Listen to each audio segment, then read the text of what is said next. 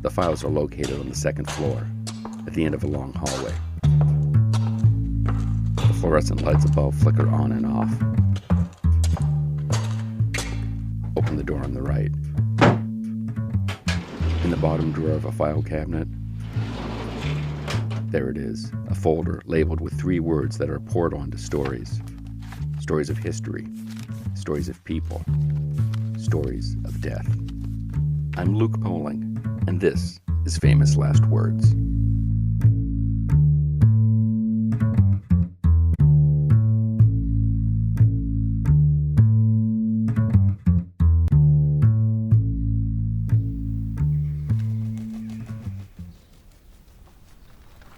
You've no doubt heard of the Salem Witch trials, the trials which were conducted in the late 1600s in Salem, Massachusetts. And while all of the stories of those executed are sad and tragic, perhaps none are sadder and more tragic than that of Sarah Good.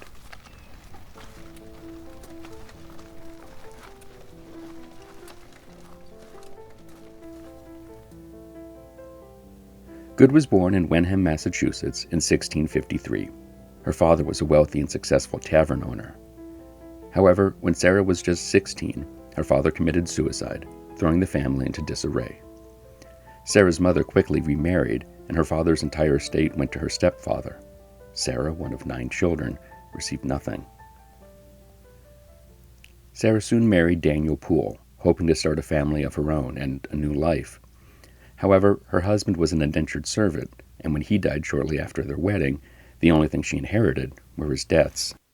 The new couple, with 2 young children by their sides, found themselves broke and homeless. The only choice Sarah had was to beg for money and food. The family weren't even allowed to attend church because they couldn't buy nice enough clothes to be allowed into the building. Having to live outside didn't do much for Sarah's complexion either. She was described as looking like a 70-year-old when she was only in her 30s. Given this run of bad luck that she encountered again and again, and where she ended up at such a young age, is it any shock that the townspeople describe Sarah as being in a perpetual bad mood? How could she not be? Shortly thereafter, 2 local girls, Betty Paris and Abigail Williams, began having fits, shaking uncontrollably as their eyes rolled back into their heads. The 2 were examined by Dr. Williams Griggs, who, after he could find no reasonable explanation for their behavior, deduced that the girls must have been, quote, under an evil hand. Sarah Good and 2 other women were arrested and charged with the practicing of witchcraft on Betty and Abigail.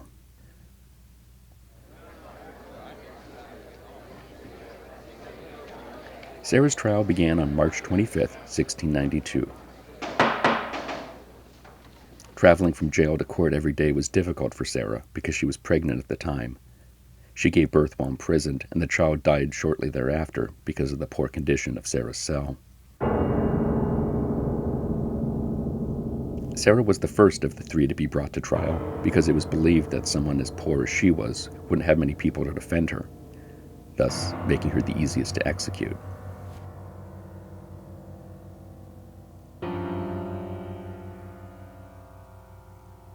The charges against Sarah were flimsy.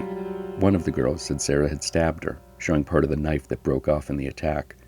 However, when a man in the audience was able to produce the other half of the knife, saying he saw the witness break it in half just before court that morning, you might be forgiven for assuming that the charges would be dismissed. They weren't. The accuser was scolded by the judge for telling falsehoods, but the rest of her testimony was presented with very few questions about its veracity. Even Sarah's husband and daughter took the stand against her.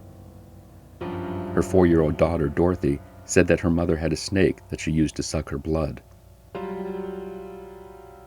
Immediately following the trial, Dorothy herself was accused of witchcraft and remained imprisoned for 9 more months at the Salem jail, which left her mentally damaged for the rest of her life.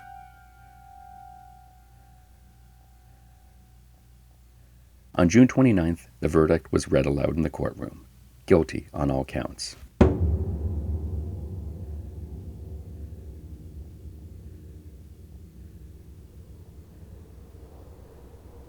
On June 16th, less than 1 month later, Sarah and 4 other women were led to Proctor's Ledge.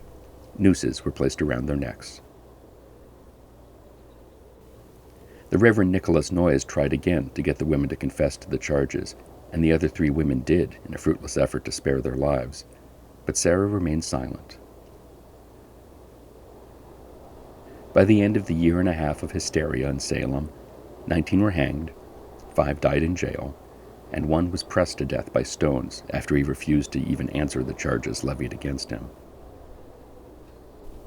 As she stood on the gallows, her fate clearly already sealed, Sarah called out, "You're a liar. I'm no more a witch than you are a wizard.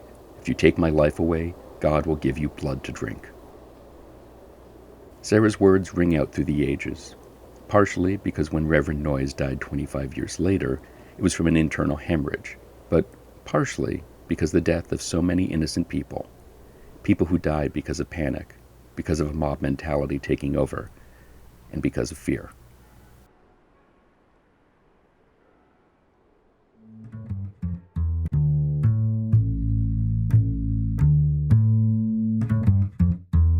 Famous Last Words is a production of the Professional Production Company. It is written and narrated by Luke Poling. That's me.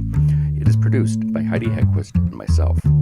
Our assistant producer is Sabrina Thompson. You can find the show on Instagram and Facebook under Famous Last Words Pod, and on our website you can find full transcripts, credits, and much more, famouslastwordspod.com.